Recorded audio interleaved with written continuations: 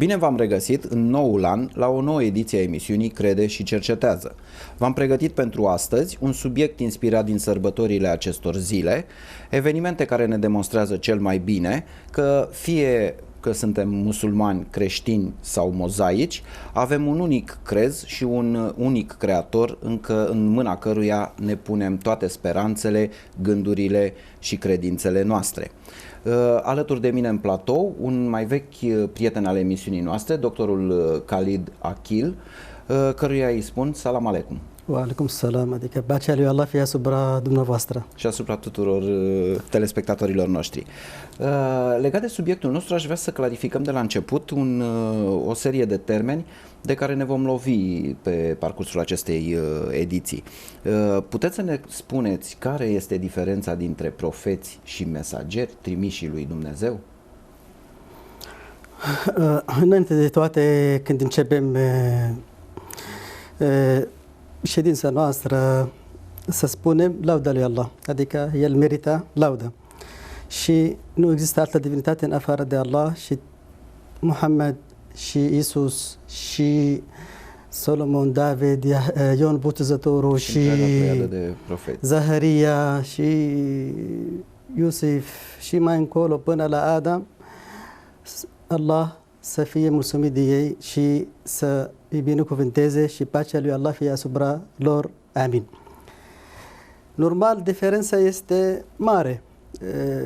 Profet înseamnă primește revelații divine de la Dumnezeu cel unic, acel care a creat cerurile și pământul și ce există între ele.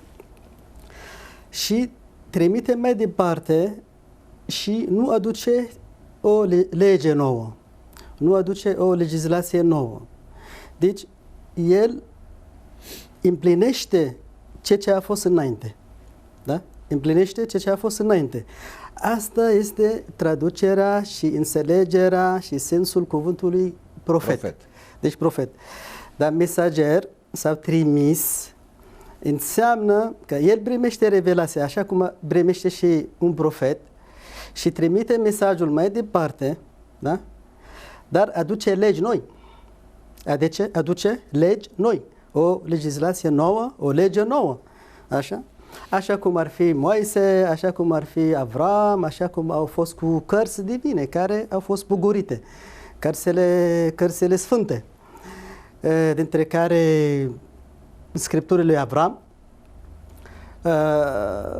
Tora, este Biblia lui Moise, Vechiul Testament, și psalmii și lui David, știți că psalmul lui David, și după care Evanghelie și Coran.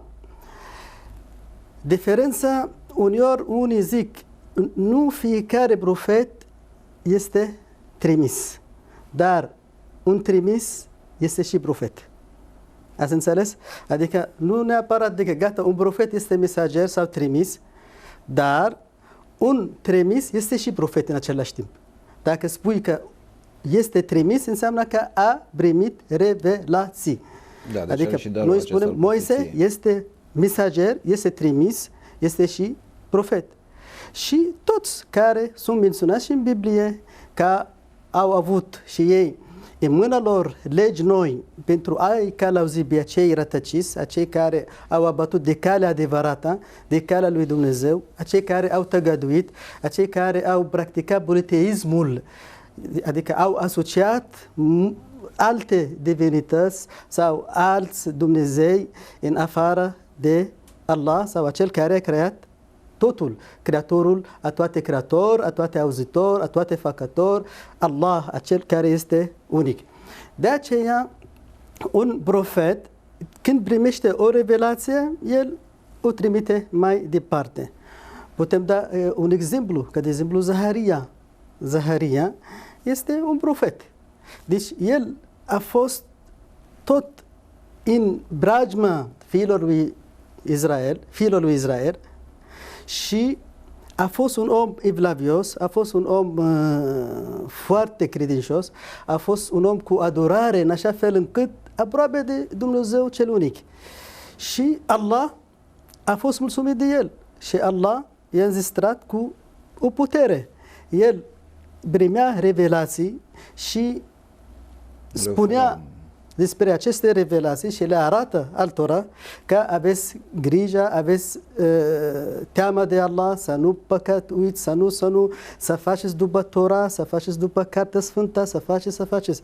Exact și Ion Botezatorul. La fel. De aceea, și vom vorbi, adică, deci acum am înțeles care este diferența între profet și între mesager și trimis. Trimis înseamnă că, într-adevăr, are puteri divine în așa fel încât să schimbe. Pentru că cei care zic că nu e adevărat ce a adus Dumnezeu sau cartea cu tare nu este crezută, atunci, într-adevăr, Dumnezeu trimite un mesager și trimis. Allah spune în Coran: وَمَا كُنَّا مُعَذِّبِينَ حَتَّى نَبْعَثَ رَسُولًا. Adică noi nu o să îi pedepsim sau să facem în așa fel încât să îi pedepsim pe oameni până trimitem un trimis. Până când trimitem un trimis sau mesager. Aha, asta ce înseamnă? Înseamnă că Adam a fost profet. Deci în Islam se spune așa: Adam a fost profet, n-a fost mesager. De ce? Pentru că oamenii la începutul creației umane n-au fost nu aveau nevoie de stricăciuni, n-au fost neascultători. Au fost ascultători și au fost cu unicitate, cu monoteism, au fost și religioși, au fost credincioși.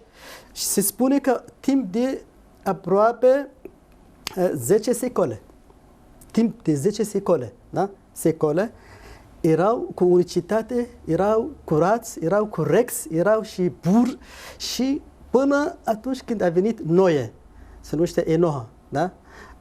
Noe cu arca lui. De ce? Pentru că el a fost mesager și trimis, a venit cu legi noi. Acele legi care au fost înainte, au fost date de Allah, de Dumnezeu cel unic, da? Și oamenii într-adevăr, au respectat legea divină. Atunci când au început să nu respecte, să nege, să respingă calea lui Allah și ce Allah a poruncit, atunci Noe a început să spună: uitați că Allah îmi revelează mie, îi primesc revelații, Allah spune așa, să nu păcătuiți, să vă întoarceți la Allah, să nu adorați alte divinități în afară de Allah, adică idolatria a interzis-o. Am început să se închine la idol, la statui, la obiecte ciublite, pictate, obiecte care nu aduc nici binele, nici nu îndepărtează răul. Și atunci a început să-i cheme și să schimbe.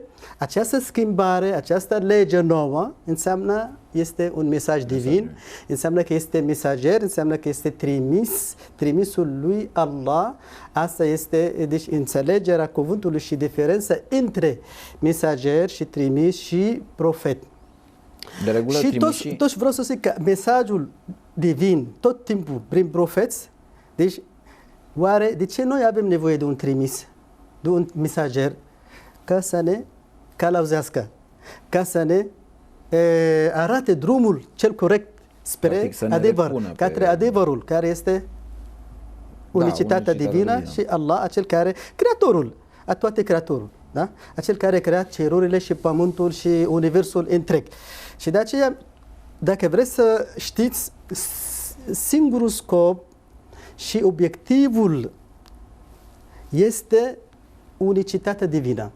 Adică, Adam a fost cu unicitate, a fost cu monoteismul, adică să îl adore pe acel unic, acel care a creat totul.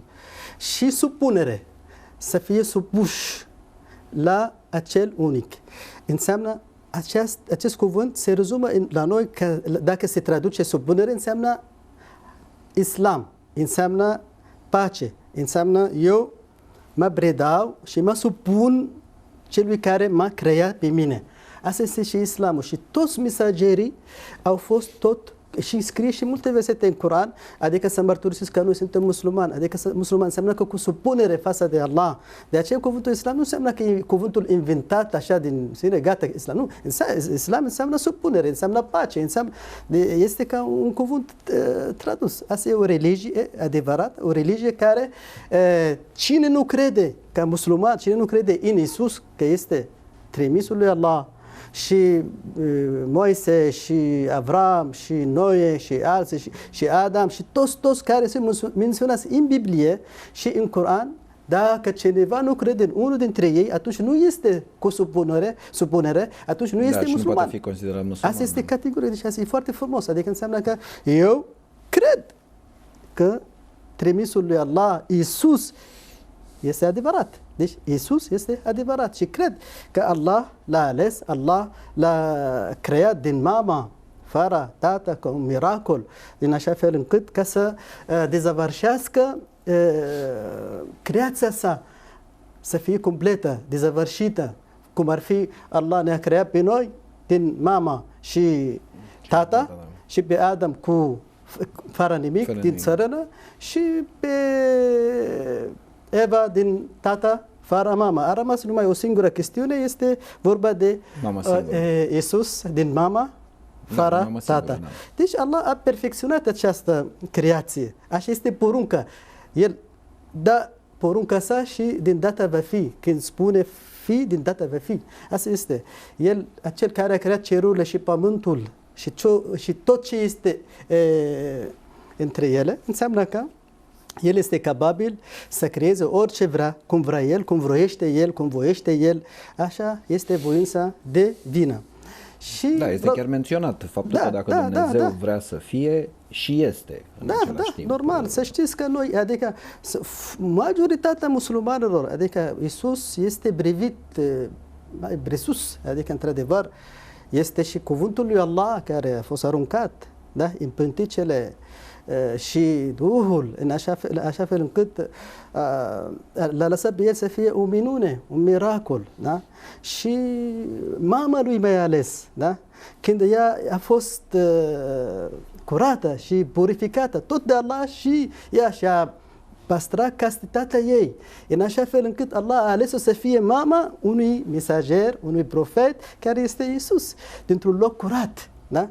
Și același lucru, și vreau să zic că când ea s-a izolat într-un altar, într-un lacaș de rugăciune, rugăciune separat de lume, decât să fie cu Allah, cu Dumnezeul unic, să facă adorările, să facă rugăciunile, atunci ea se ruga.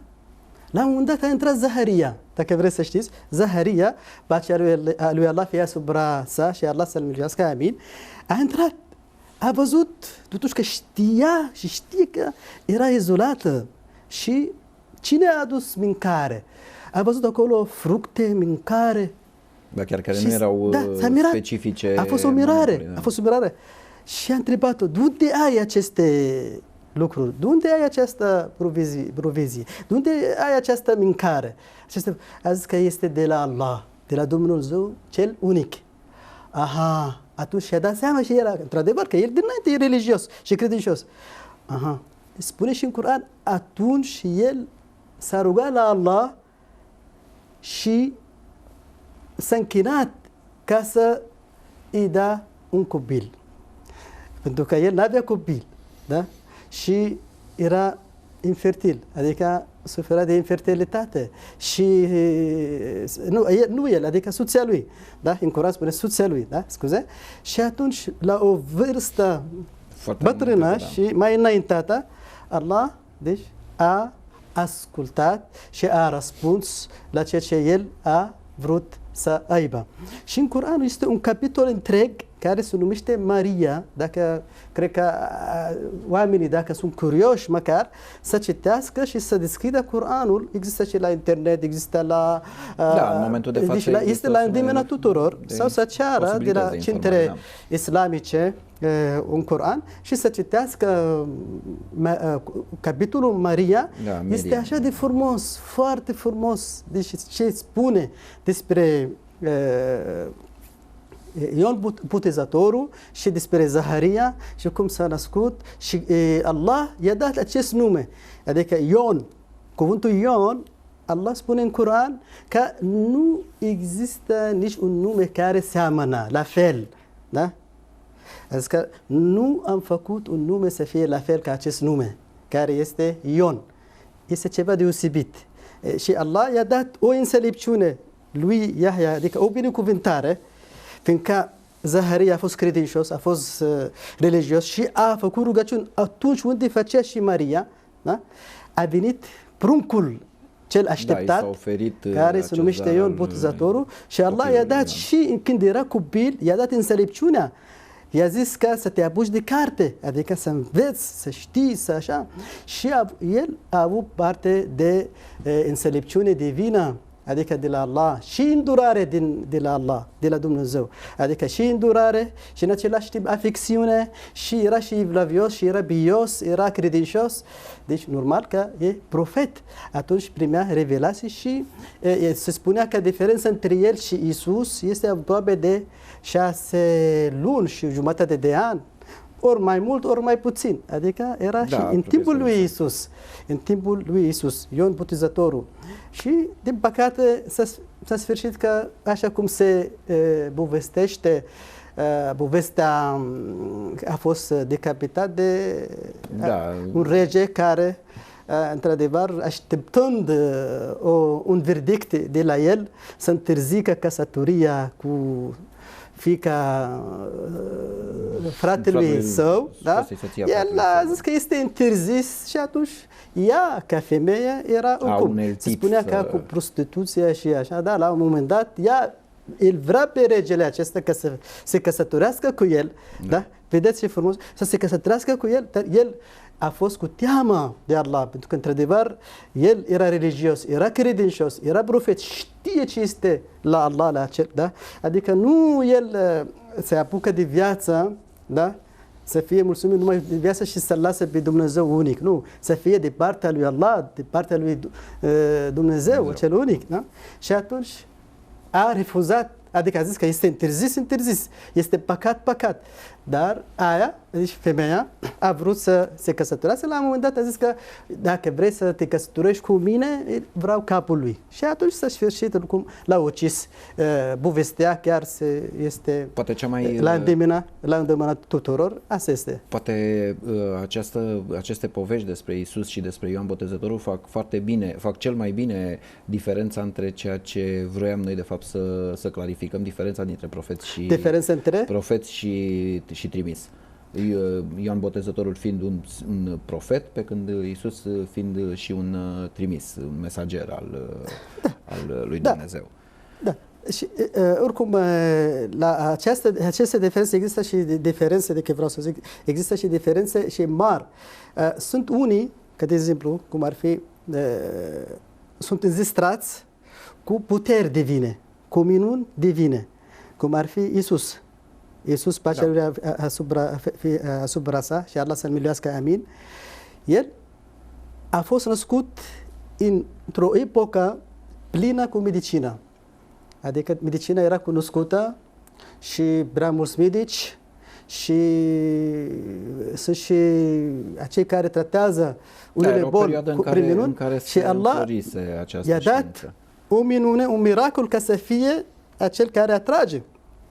Să ai dovezi. Altfel, dacă mă chem pe mine la religia ta și n-ai dovezi, nu cred.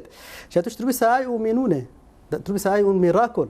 Și care este acel miracol care să-i atragă pe acei necredincioși? Este vorba de tratament, remediu, un leac. Care este? El a tratat leproșii, da?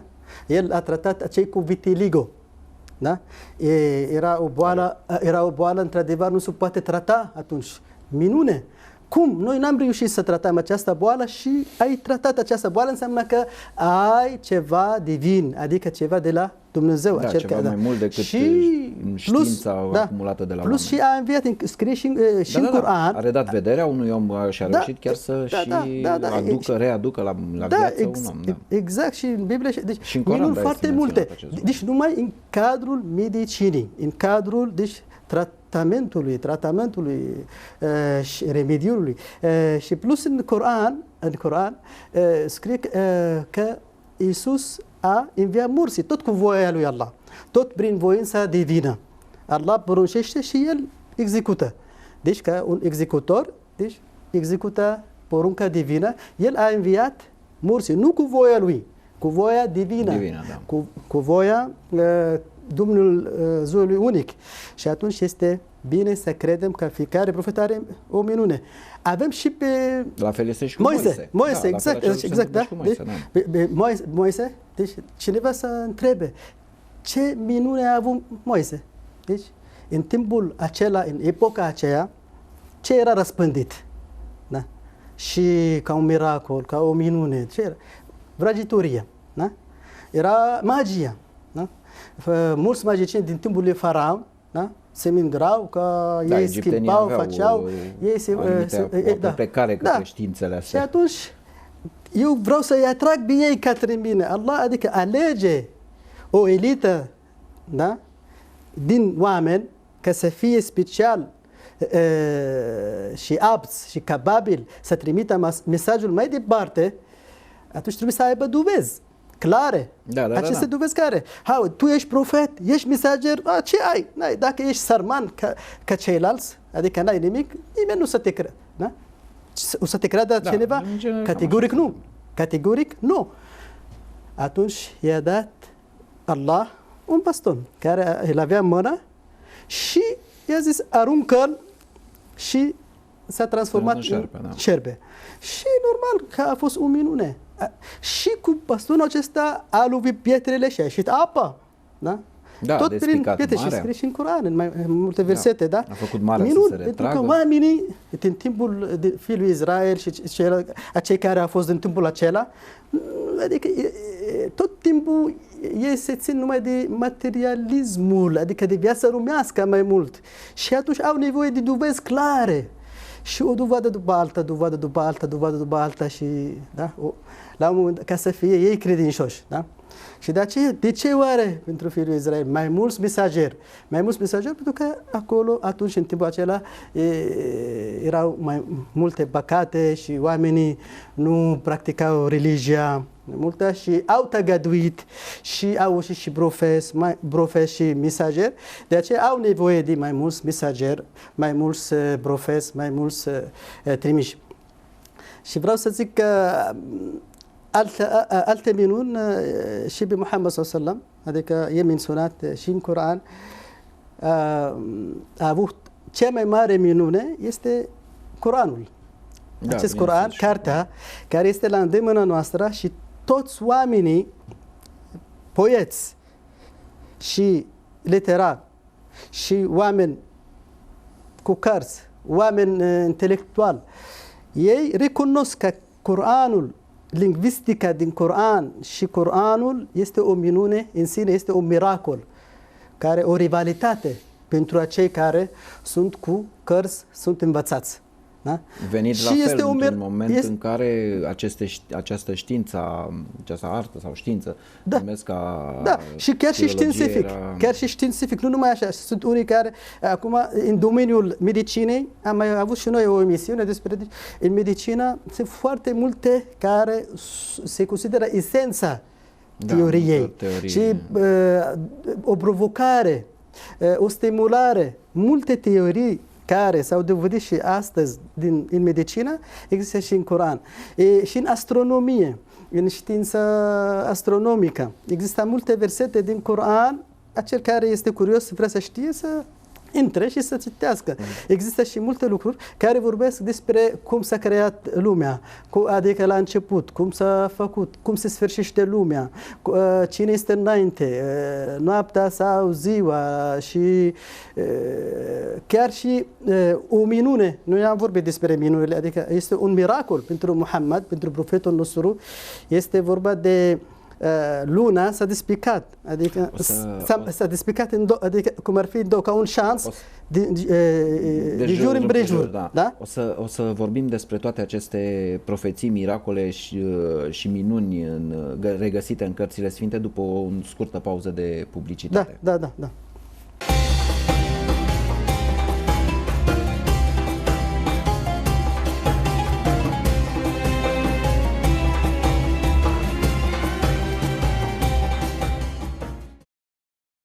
Revenim după scurta pauză de publicitate în cea de-a doua parte a ediției emisiunii Crede și Cercetează cu doctorul Khaled Akil, vorbind despre profeți și profeții. În istoria omenirii și chiar și în cărțile sfinte, ale diferitele cărți sfinte, mai există o anumită categorie, să-i spun, de oameni care sunt înzestrați cu darul clarvederii. Într-un fel și ei fiind niște mici profeți, să le spunem, sau niște oameni care au un pic din puterea profeților. Aceste daruri ale lor, cum le putem explica? Oricum, referitor la oameni care pretind că ei primesc revelații, în islam se spune că este ultimul mesaj și profeția și revelația este data lui Muhammad, pacea lui Allah fie asupra sa. Adică după care nu mai există decât o viziune sau să aibă o analiză despre viitor prin ce are la îndemâna sa, ce documente, ce dovezi, ce lucruri materiale, în așa fel încât să analizeze aceste lucruri în viitor. Oricum, să fii un om clar văzător înseamnă clar văzător, adică nu știi perfect, adică să zic, da, adică știi perfect, clar văzător, dar tu, ca om, dacă spui că ești clar văzător, înseamnă că ai știut viitorul și necunoscutul perfect și clar, așa cum este. Și nu știe necunoscutul și taina și ce este ascuns decât acel care a creat acest lucru. Și de aceea, da, să fii un om care știe unele lucruri, o analiză, e bine, e deștept, știe istoria și a analizat și știe că va fi așa, va fi așa. Totuși că s-ar putea nu, s-ar putea da, s-ar putea nu. O probabilitate. Totuși că în Biblie, adică să zic, eu sunt musulman, dar și în Biblie ce face parte cineva să ghicească, să spună ceva așa, da, este și interzis. Există și un verset în Biblie care spune că Allah îi condamnă pe acei care ghicesc viitorul. Condamnă. Deci, vezi, este condamnat. Și în același timp Allah, adică cum ar fi, este o rațiune înaintea Domnului. Este o rațiune înaintea Domnului. Adică Allah, vine nici celui care... Adică nu este acceptat și există și expresii cu nimicire, cu față de ei și ca un fel de blestem și pentru că este o cale, este un drum către stricăciuni, mai ales acei care folosesc magia, vrăjitoria, pentru că de aici decurg putem spune că divinația, da? Știți, divinația cei care pretind că știu viitorul. Nu. Deci, Biblia interzice și Coranul, în mai multe versete, deci interzice acest lucru. Și în relatările profetului interzice acest lucru. Spune că cine să dea crezare sau să fie de acord sau să meargă la unul care se ocupă sau face divinația, atunci el a tăgăduit de ceea ce a fost bugurit lui Muhammad sau este necredincios. Da? Și asta este într-adevăr, este interzis în Biblia și în Torah și în Coran. Mai ales acei care folosesc, de exemplu, vă dau un exemplu, sunt unii care folosesc cărțile, folosesc cafea, deci ceașca de cafea, ce a rămas restul, gata, intră și el în oceanul necunoscutului, parcă știe, e un fel de șarlatanie. Sunt unii care vor să câștige bani de regulă și fac. Să folosească de buzunarul altuia, să se îmbogățească, să devină bogați și s-au întâmplat. Dacă există și sunt unii care sunt clerici, sunt preoți, sunt unii care practică acest lucru. Chiar cărți sfinte este interzis. Este interzis, înseamnă că ești împotriva voinței divine. Atunci este interzis, este lucru care neacceptat de Allah, acel prea înalt și sunt unii care zic că mâine vei avea așa, poi mâine vei muri. Sunt unii și chiar medici, totuși că ei merg după o teorie corectă și analiză corectă, că omul, prin prognoza sa, după operație, s-ar putea să trăiască 5 ani, 2 ani, 4 ani, nu? Da. Dar sunt unii care s-a dovedit că a trăit chiar și 80 de ani. Da? Profetul nostru spune în Coran, mai ales, să spună cineva, profetul, trimisul, știe necunoscutul, știe și ce este ascuns, taină? Spune nu. Cine pretinde că știe, înseamnă că el a tăgăduit, înseamnă că nu este credincios, înseamnă că neagă mesajul divin care este bugurit și revelat lui Muhammad, pacea lui Allah fie asupra sa. Spune într-un verset așa, spune eu, să spui lor, adică eu nu posed averile și bunurile în această viață, pe sensul acesta, da? Și nu pot să mă aduc binele nici răul, să îndepărtez răul, da? Numai după voința divină, voința lui Allah. Și a zis, dacă eu știu taina, dacă eu știu necunoscutul, dacă știu, ar fi să știu eu necunoscutul, atunci a zis, am să aduc toate averile și bunurile din această viață. Da? Nu. Totuși că el a fost un om ales printre oameni ca să fie apt de acest mesaj divin și această călăuzire, să-i călăuzească pe ceilalți tot prin porunca lui Allah.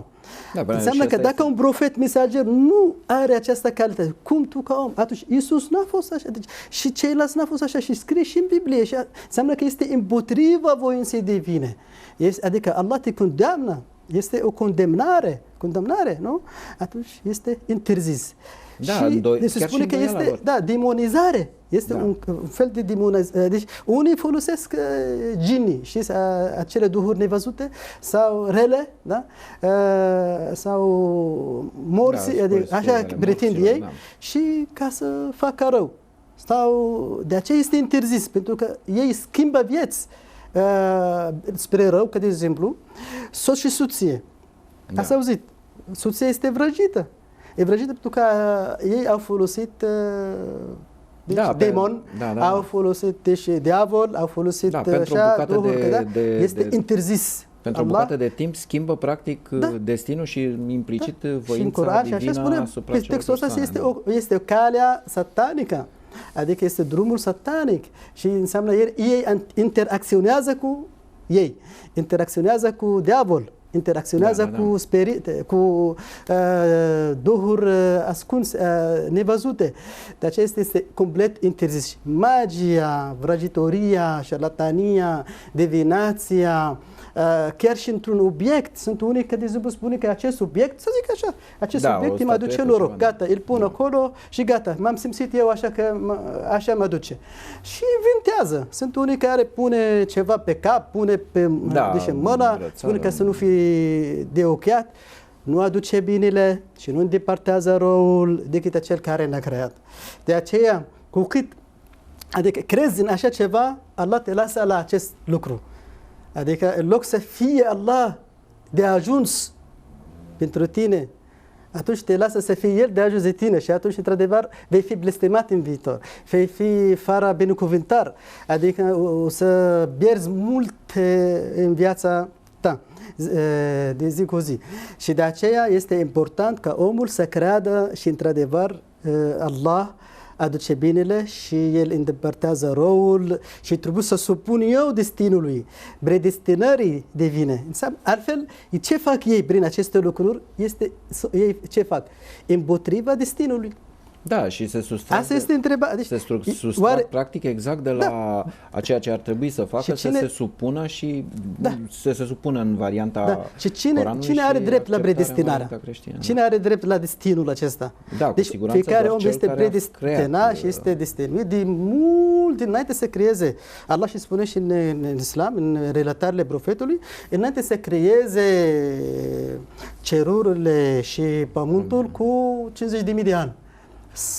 Destinul, deja Allah l-a scris și l-a pus într-o carte care este conservată, este păstrată și este responsabilă de destinul oamenilor până în ziua de apoi când vom fi în fața lui pentru socoteala.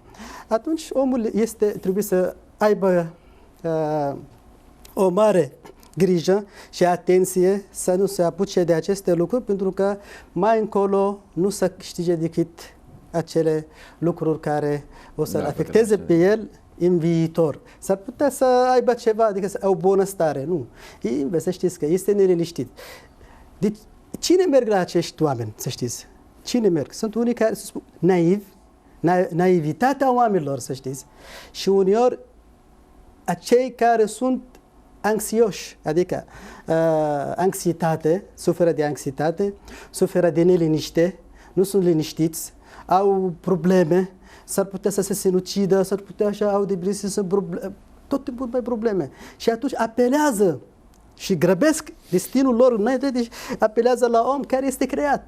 Om care mănâncă înseamnă că elimină ceva care urât, atunci nu poate să schimbe. El dacă e bolnav, nu poate să se vindece așa prin porunca sa. Este om. Chiar și toți mesagerii, toți trimiși, toți așa, sunt oameni. Dar Allah, deci, i-a ales pe ei să fie în așa fel încât prin porunca lui, prin porunca sa, să vindece, să trateze.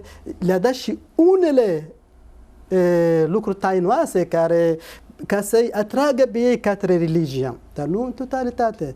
Adică așa cum voiește Allah. Allah spune și în Coran, după voința divină.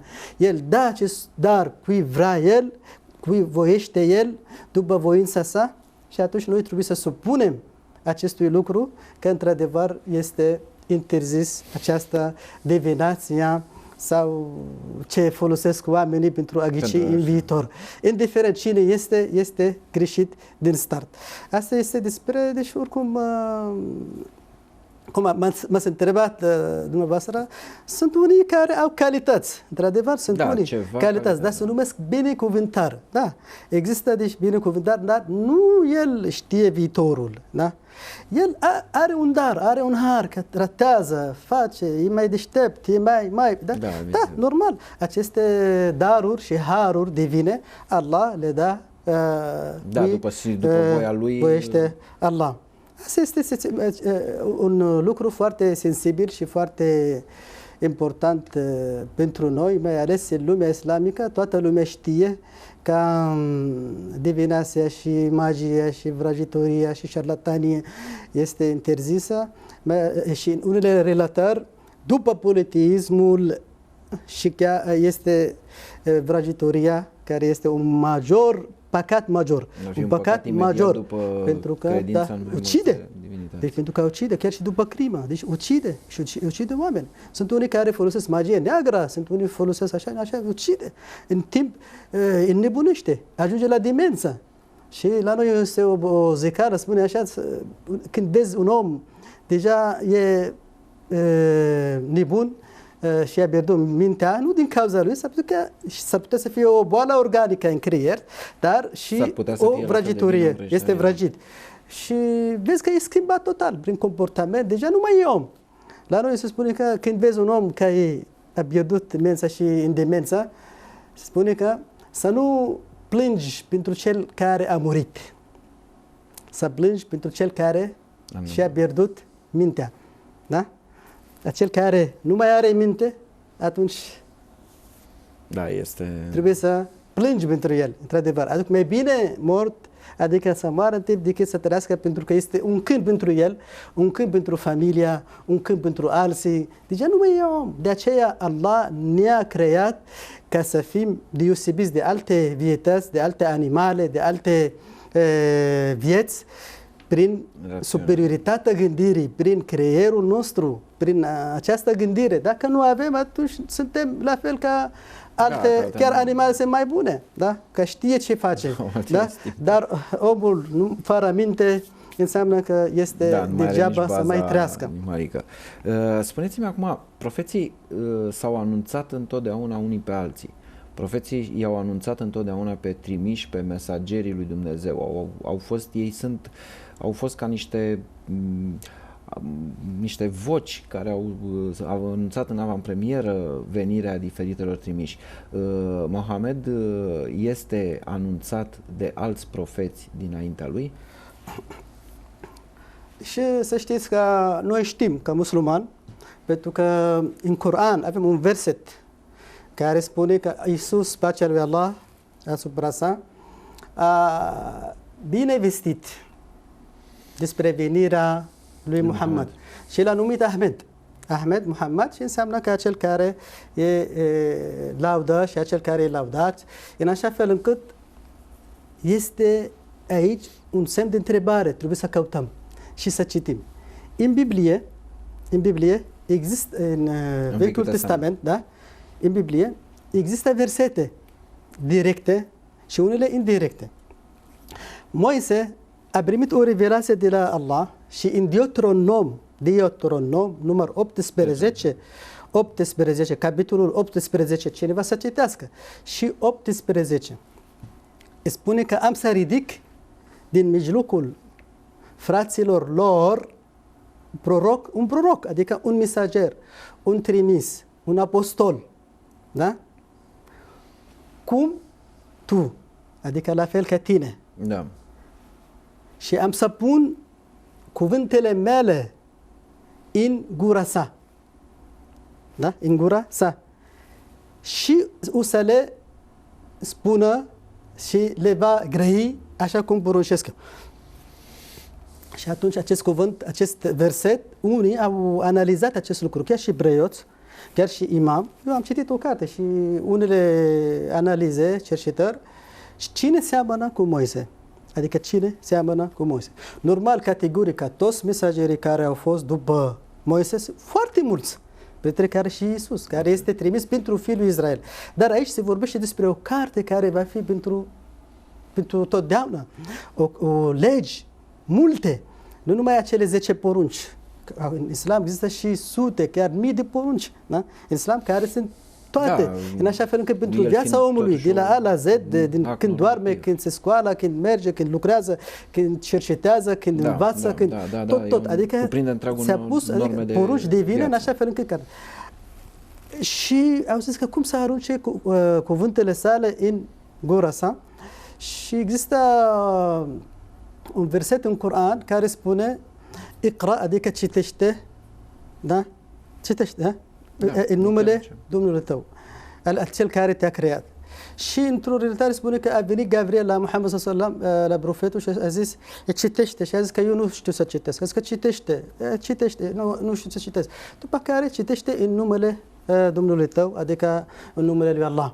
Și a citit, pentru că era în analfabet, adică nu știa să scrie, nici să citească. Și atunci a fost numai o gazdă să primească o revelație. Deci Allah a aruncat această revelație în el. Aici spune că deci pune cuvântele sale în gura sa. Vorbește numai ce spune Allah. Există un verset în Coran spune وَمَا يَنْطِقُ عَنِ الْهَوَىٰ, adică nu vorbește din bofta lui sau din boftele lui. Deci este o revelație divină de la Allah. Există un verset în Coran, în Biblie, care spune în Isaia, capitolul 27, spune așa, și 12, ca filială, spune că o să dau cartea unuia care nu știe să citească. Da? Nu știe să citească.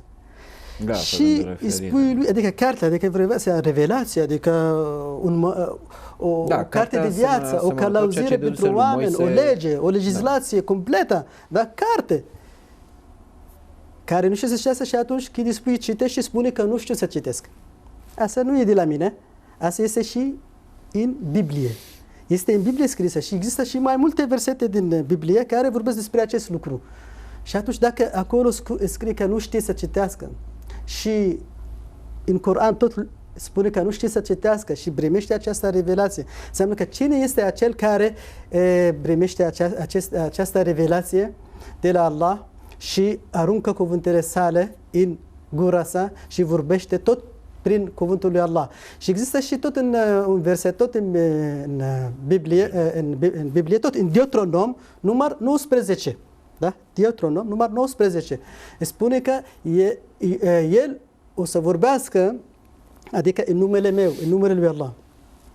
Adică arunc cuvântele mele în el și în numele meu, în numele lui Allah vorbește. Și într-adevăr, deci, orice carte acum cerească, dacă vedeți, orice capitol începe cu cuvântul în numele lui Allah. Atenție! Deci, în numele lui Allah. Toate versetele din Coran, toate capitolele din Coran se încep cu în numele lui Allah. Adică nu vorbește un text decât dacă spune în numele lui Allah. Da? Deci nu există în alte cărți așa ceva. Atunci, ce spune în Biblie este adevărat, ce s-a făcut și ce este. Și vreau să vă zic, chiar nu toate, în afară de un capitol care se numește capitolul At-Tauba, care nu începe cu în numele lui Allah. Dar toate, de la capitolul Al-Baqara, adică Vaci, până la An-Nas, oameni, capitol, Allah menționează acolo în numele lui Allah și El le grăiește și le spune și îi învață și pe ceilalți care au fost în timpul lui Muhammad și în ziua de astăzi avem această carte, Coran, la îndemâna noastră. Și chiar să știți, există un verset în Biblie, Iisus spune că El o să vorbească despre mine. El o să, cum ar fi, o să mă protejeze, o să îi lase pe oameni să știe despre mine. Știți acest lucru? Deci este și în Biblie. Și cine este? Dacă vedeți Coranul, chiar Iisus este menționat în Coran de mai multe ori, da? Foarte, da? 21 de ori sau de nu știu. Da, deci Muhammad puțin, spune că 5 ori. De 5 ori. Dar el de mai multe ori. Și mama sa, există un capitol întreg pentru mama sa și există și alte capitole care vorbesc despre Iisus, cum este și cine este și toată lumea, dacă vedeți, un musulman are un respect major, un respect mare față de, da? În viața lui, chiar în viața lui. De Iisus, cât și față de și de aceea vreau să zic, toți mesagerii noi spunem că sunt la fel, toți profeții sunt la fel, nu diferențiem între ei, dar fiecare are un caracter, are o însușire divină, are o minune, are un miracol divin și fiecare a fost trimis pentru neamul său, pentru poporul său și de aceea cartea aceasta completă care este Coran este pentru toată... Dar ce au toți acești profeți în comun în discuțiile lor? Adică ei au ceva comun care să îi cheme pe ceilalți către un singur, deci Dumnezeu, unic. Deci acest lucru deci unicitatea. Asta este mesajul cel mai important. Poți să fii un om bun, poți să fii un om caritabil, poți să fii cel mai bun om, cel mai deștept, cel mai inventator, cel. Dar dacă ești tăgăduitor, dacă ești politeist sau ateist, degeaba. Da.